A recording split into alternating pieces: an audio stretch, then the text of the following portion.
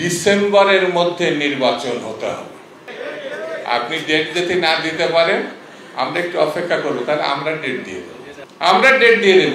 আসসালামু আলাইকুম ওয়া রাহমাতুল্লাহ। সুপ্রিয় দর্শক, গতকাল ভারত থেকে বলা হয়েছে দ্রুত সময়ের মধ্যে বাংলাদেশের অন্তর্ভুক্তিমূলক স্বচ্ছ নির্বাচন দেখতে চায় ভারত।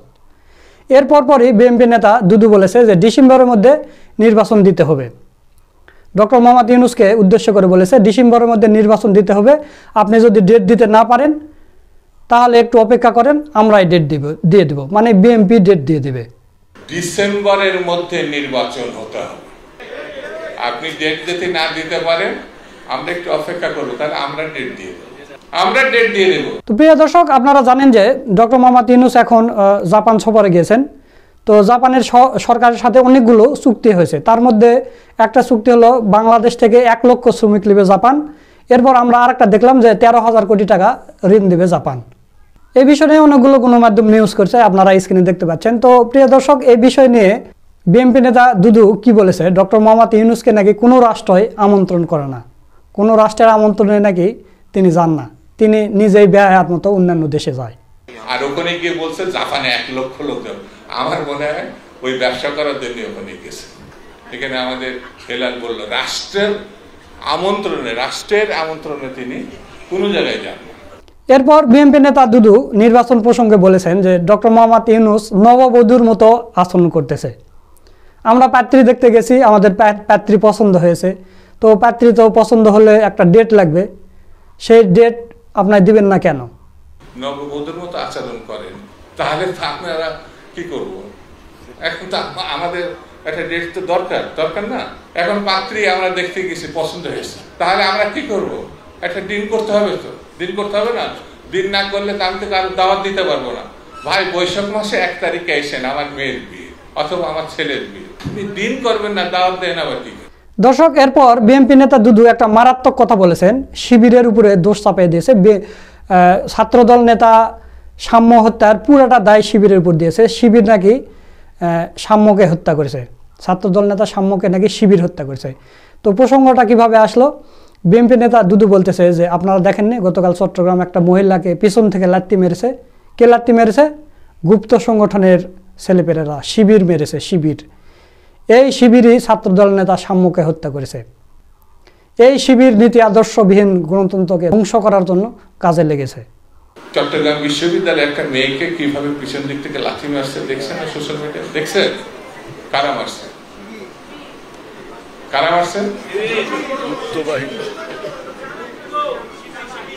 শিবির, গুপ্ত সংগঠন, যারা আমাদের ছাত্র দলের সাম্যকে হত্যা করেছে, যারা নীতি আদর্শ বিহীন গণতন্ত্রকে ধ্বংস করার জন্য লেগেছে। দর্শক, এরপর বিএনপি নেতা দুদু আরো অনেকগুলো কথা বলেছে, তার মধ্যে একটা সবচাইতে স্পর্শকাতর কথা হলো যে জামাতে ইসলামের বড় বড় নেতা যারা আছে, বড় বড় আমির আছে বা নির্বাহী কমিটির সদস্য বা কর্মপরিষদের সদস্য কিংবা রোকন যারা আছে, সদস্য যারা আছে এবং এমপি প্রার্থী যারা আছে, তাদের স্ত্রীরা নাকি সুযোগ পেলেই, মানে প্রকাশ্যে না হলে সুযোগ পেলেই ধানের শীষে ভোট দিবে, এই কথা দুদু বলেছে। এবং দুদু আরও বলেছে যে এই জামাতের নেতাকর্মীরা তাদের স্ত্রীদের যে পরিমাণ অত্যাচার করে পারিবারিকভাবে, এটা বলার বাইরে, এটা জানলে মানে এটা অমানবিক অত্যাচার করে। তো চলুন আমরা তার মুখে একটু শুনে আসি। আমি একেবারে চ্যালেঞ্জ করে বলছি, জামাতে ইসলামের যে প্রার্থী তার স্ত্রী যদি তার সামনে প্রকাশ্যে ভোট না দেয়, দেখবেন গোপনে দিলে পরে সে ধানের শীষে ভোট দেয়। আমি এটা নিশ্চিত, এই কারণে তাদের উপরে যে অত্যাচার করা হয় পারিবারিক ভাবে, সেটি বাইরের মানুষ জানলে এটা অমানবিক। দর্শক, আপনারা দুদুর মুখে শুনলেন, জামাতে ইসলামের নেতাকর্মীদের স্ত্রীদের নাকি অত্যাচার করে জামাতের নেতাকর্মীরা। এটা কি সত্য কথা? আপনাদের এলাকায় আপনারা দেখেন তো যে জামাতে ইসলামের যেগুলো নেতাকর্মী আছে, বড় বড় নেতাকর্মী, তাদের মতো সুখী পরিবার কার আছে? আর দুদু যে বলল যে একটু সুযোগ পেলেই ধানের শেষে ভোট দেবে, ধানের শেষে ভোট দেবে না, কাতে ভোট দেবে সেটা আপনারা দেখতেই পাবেন। জামাতে ইসলামের পুরুষের চাইতে মহিলাদের ভোটার সংখ্যা জামাতে ইসলামের বেশি। আপনার বইয়ের ভোট জামাতে ইসলামের বাক্সে এসে পড়বে, সেটা আপনি দেখতে পাবেন দুদু সাহেব। আমিও চ্যালেঞ্জ করলাম আপনাকে, সুপ্রিয় দর্শক, ডক্টর মোহাম্মদ ইউনূস জাপান সফরে গিয়েছেন। তো নির্বাচন প্রসঙ্গে সেখানে কথা বলতে গিয়ে তিনি বলেছেন যে বাংলাদেশের মধ্যে একটা নির্দিষ্ট দল শুধু ডিসেম্বরে নির্বাচন চায়, অন্যান্য আরও যেগুলো দল আছে তারা কেউ চায় না। তো নির্দিষ্ট দল বলতে বিএনপিকে বোঝানো হয়েছে। তো এই কথার জবাবে আবার মির্জা আব্বাস কি বলেছে, দেখলাম ইউনূস সাহেব জাপানে বসে বিএনপি সম্পর্কে বদনাম করছেন। তিনি বললেন একটি দল নির্বাচন চায়, আর আমরা বলতে চাই একটি লোক নির্বাচন চায় না, সেটা ইউনূস, একটা ইউনূস, উনি নির্বাচন চায় না। দর্শক, আপনারা মির্জা আব্বাসের মুখেই শুনলেন। তো আমি আর এই প্রসঙ্গে কথা বলতে চাই না। তো ডক্টর মোহাম্মদ ইউনূসের জাপান সফর এবং ডিসেম্বরের মধ্যে নির্বাচন বিএনপি চাচ্ছে এবং তারেক রহমান ওই কথা বলেছেন। তো এই সবগুলো বিষয় নিয়ে গুরুত্বপূর্ণ আলোচনা করেছেন লন্ডন থেকে আমাদের বড় ভাই সৈয়দ মাসুক। আপনাদের প্রতি অনুরোধ রইল আপনারা মাসুক ভাইয়ের পুরো ভিডিওটা দেখে যাবেন। এখন আপনাদের মাসুক ভাইয়ের ভিডিওটা দেখাবো, তো চলুন ভিডিওটা দেখে আসি। দুইটি পত্রিকা থেকে দুইটা হেডলাইন প্রথমে বলবো, তারপরে এই দুইটা হেডলাইনের বিশ্লেষণটা আপনাদের সামনে এই ভিডিওতে তুলে ধরব। প্রথমে হেডলাইনটা বলছি, দ্রুততম সময়ের মধ্যে বাংলাদেশে নির্বাচন চায় ভারত।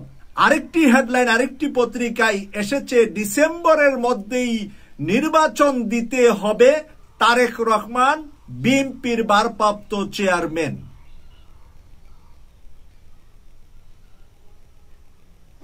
দর্শক, এই দুইটি হেডলাইনের ভিতরে আপনারা কোনো আপনজন খুঁজতে পাচ্ছেন কিনা? এটা কি একে অপরকে এমন ভাবে বলছেন কিনা একই সুরে একই তালে, যেমনটা আমরা খালাতু ভাই মিলে কথা বলি বা চাচাতো ভাই মিলে কথা বলি? এমনকি ভারতের সাথে এখন বিএনপির সম্পর্কটা খালাতু ভাই, মামাতু ভাই আর চাচাতু ভাই, ফুফাতু ভাই রক্তের সম্পর্ক হলো কিনা, সেটা ভাবনার বিষয় এখন জাতি কিন্তু ভালো করে ভাবনা শুরু করে দিয়েছে এবং জাতির কাছে পরিষ্কার হয়ে গিয়েছে যে ডক্টর মোহাম্মদ ইউনূস টার্গেট নয়, টার্গেট হলো বাংলাদেশে আওয়ামী লীগ ফিরত আনা, আর সেটা আনবে বিএনপির ঘাড়ে বসে।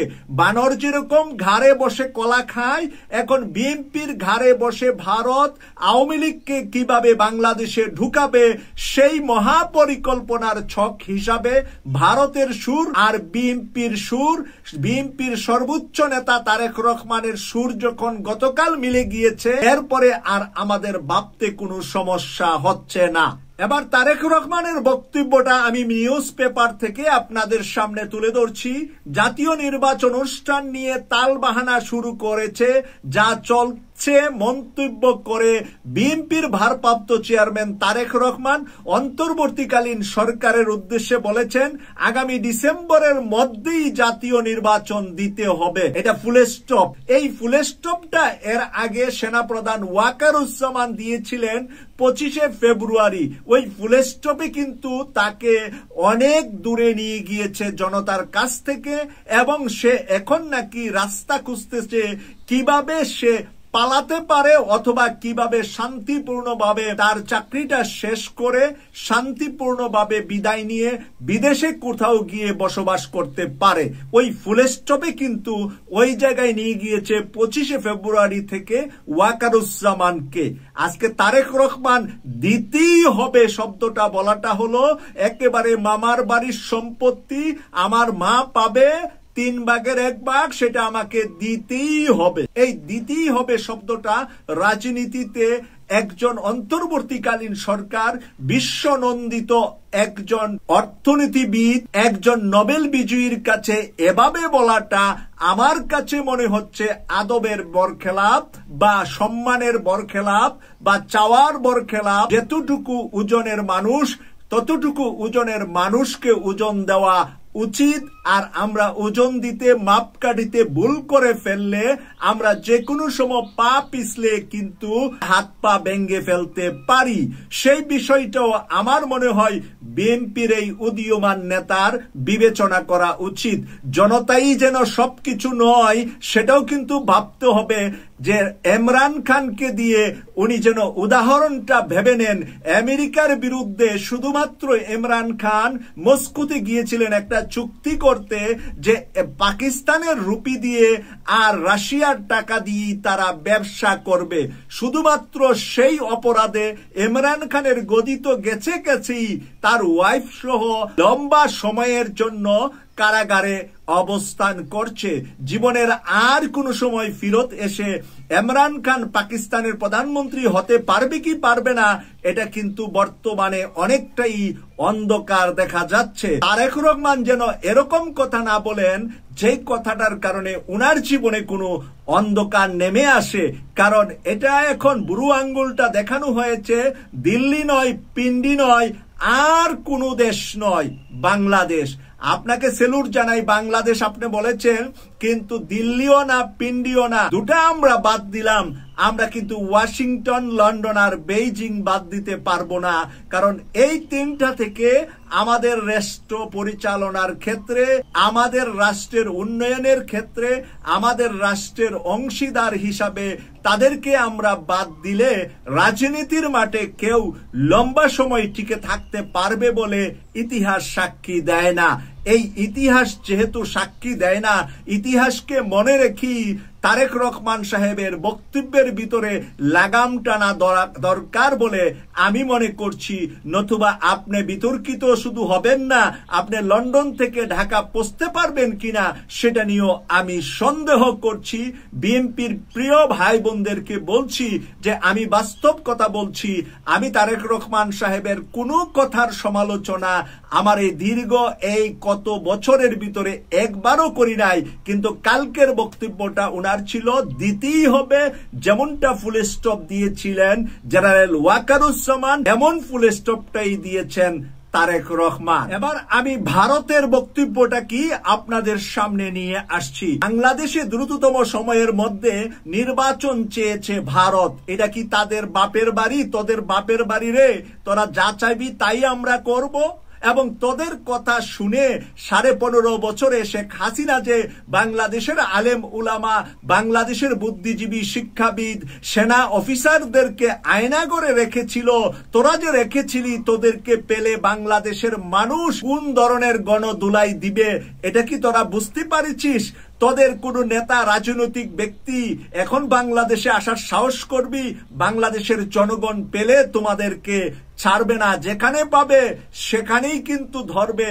বাংলাদেশিরা শুধু বাংলাদেশে নয়, অন্যান্য দেশেও তোমাদের পররাষ্ট্র মন্ত্রী কিন্তু লন্ডনে এসেও দৌড়ানি খেয়েছে। তাই তোমরা হুঁশিয়ার। তোমরা বাংলাদেশকে নিয়ে যখন কথা বলো, চিন্তা করে কথা বলবা। বাংলাদেশের 20 কোটি মানুষের ভিতরে 90% মানুষ তোমাদেরকে সহ্য করে না, আর যেই 10% সহ্য করে তারা এখন দিল্লি আর বোম্বে, কলকাতা আর ভারতের ভিতরেই অবস্থান করছে। বাংলাদেশে যারা আছে তারা এখন ইঁদুরের গর্তের ভিতরে আছে। তাদেরকে মাঝে মাঝে তোমরা বের করো, আর পুলিশের মারি খা, আর গ্রেফতার হয়ে কারাগারে যা। একটা মিছিল করলে 100 জন হয় না, 500 জনকে আটকানো হয়। প্রতিদিন এমপি, মন্ত্রী এবং তোমাদের নেতা কর্মীদেরকে গ্রেফতার করা হচ্ছে। এয়ারপোর্টে এসে নামলেও গ্রেফতার, যাইতে চাইলেও গ্রেফতার। তোমাদের কিন্তু গ্রেফতারের সিরিয়াল এখন চলছে। তোমরা আওয়ামী লীগকে ভারত এরকম মাঝে মাঝে কথা বলে মাঠে নামিয়ে আর কারাগারে পাঠাইও না। আবার কি লেখেছে পত্রিকায়? বৃহস্পতিবার দেশটির পররাষ্ট্র মন্ত্রণালয়ের নিয়মিত ব্রিফিং এ উঠে আসে বাংলাদেশ প্রসঙ্গ। তাদের ব্রিফিং এ পররাষ্ট্র মন্ত্রণালয়ে চলে আসছে বাংলাদেশ প্রসঙ্গ। নির্বাচন প্রসঙ্গে করা এক সাংবাদিকের প্রশ্নের জবাবে পররাষ্ট্র মন্ত্রণালয়ের মুখপাত্র রণধীর জয়সওয়াল বলেন, দ্রুততম সময়ের মধ্যে অন্তর্বর্তীমূলক এবং সুষ্ঠু নির্বাচনের মাধ্যমে বাংলাদেশের জনগণের ইচ্ছা ও ম্যান্ডেট নিশ্চিত করতে চায় ভারত। তোর বাপের বাড়ি বাংলাদেশে, তুই কে নিশ্চিত করার? তোকে কে অথরিটি দিয়েছে? তোকে কে পাওয়ার দিয়েছে বাংলাদেশের নির্বাচনে নিশ্চিত করার? তুই কে রে বেটা? তুই কে? বাংলাদেশ এটা আমার বাংলাদেশ, এটা আমাদের বাংলাদেশ। আমাদের মানুষের ইচ্ছা, আমাদের নির্বাচন কমিশনের ইচ্ছা, আমাদের অন্তর্বর্তীকালীন সরকার প্রধান ডক্টর মোহাম্মদ ইউনূসের ইচ্ছা। বাংলাদেশের জনগণ যখন উনার কাছে চাবে, জনগণকে উনি ওয়াদা যেটা দিয়েছে, আজকে জাপান থেকে কিন্তু ডক্টর মোহাম্মদ ইউনূস আরেকটি বক্তব্য দিয়েছেন। সেই বক্তব্যটি কি? 30 জুনের মধ্যেই নির্বাচন হবে। উনিও একটা ফুল স্টপ মেরেছেন। তাহলে একটি ফুল স্টপ দিয়ে জেনারেল ওয়াকারুজ্জামান যেরকম পিছনের দরজা দিয়ে পালানের অবস্থা হয়েছে, কালকে একটি ফুল স্টপ দিয়েছেন তারেক রহমান, ডিসেম্বরের ভিতরেই নির্বাচন হতে হবে। আর আজকে ডক্টর মোহাম্মদ ইউনূস জাপান থেকে বলেছেন যে 30শে জুনের মধ্যেই নির্বাচন হবে। আরেকটি হেডলাইন আমি দেখতে পেয়েছি, আরেকটি নিউজে এসেছে, ডক্টর মোহাম্মদ ইউনূস বলেছে একটি দল মাত্র নির্বাচন চায়, সকল দল নির্বাচন চায় না। ডক্টর মোহাম্মদ ইউনূস যদি বলে একটি দল মাত্র নির্বাচন চায়, বাকি সকল দল নির্বাচন চায় না, তার অর্থটা আমার মনে হয় আজকের পরে ভালো করে আমার বিএনপির ভাই বন্ধুরা বুঝে নিবেন যে কোথায় আপনারা সংঘর্ষে যাচ্ছেন, পাথর মারতে যাচ্ছেন, তারপরে কিন্তু সেই পাথর নিজের কপালে ফেরত আসতে পারে।